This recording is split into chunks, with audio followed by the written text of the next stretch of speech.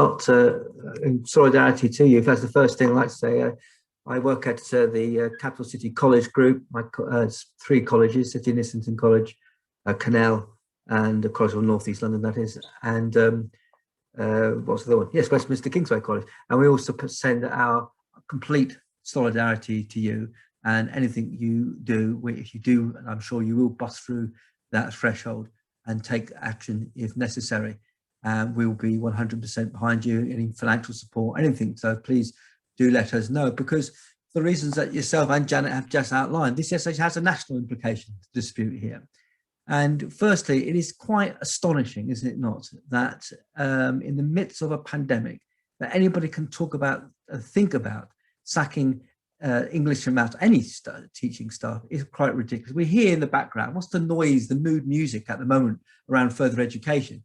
It's a centre, we've been told by Gavin Williamson, of being the central institution, if you like, to allow the post-coronavirus world to run smoothly, crucial to the economy, crucial to ensuring that our young people thrive and have better lives and so on. That is the music that is taking place, the white paper and everything else. Then, of course, you meet the reality, not only the funding cuts and the limited amount of funding, but then you find employers telling us that actually we're going to sack English and maths teachers.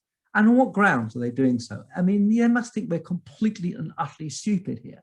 And not only are they sacking staff to make the learner journey, as the phrase goes, their ridiculous language they make up, their learner journey would be a better one if we sack 15 English and maths teachers.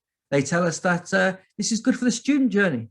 This is something the students will love. They will benefit from the sacking of 15. You know, it's like some Orwellian nightmare language they're using. And again, thinking we're completely and utterly stupid and dim, that we can't see through this kind of game, really, that they play.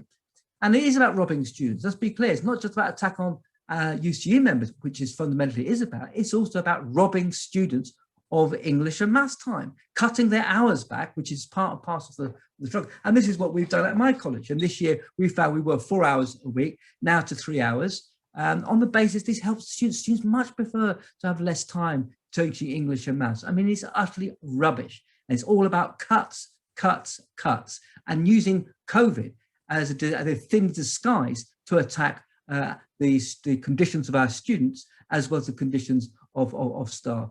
So it's really a fundamental disgrace.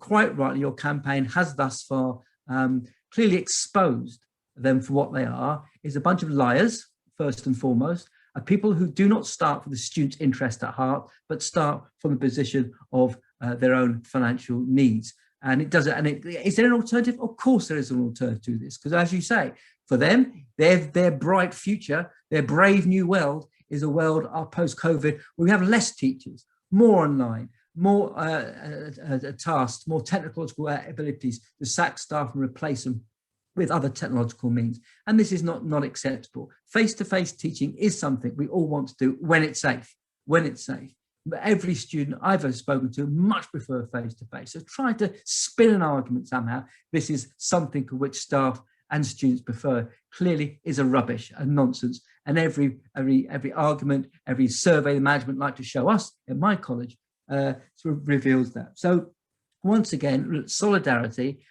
I'm sure your ballot will do well, but I know also if they don't listen to the clear, brilliant arguments, sensible arguments you're putting, not just yourself, but the community as a whole, you will strike and strike and strike till they understand exactly what it is they understand. That's it. If that's the only language they get, that is what we do. Because we have noticed up and down the country, in HE in particular, but also in FE, where we have balloted and threatened to take action, management back off.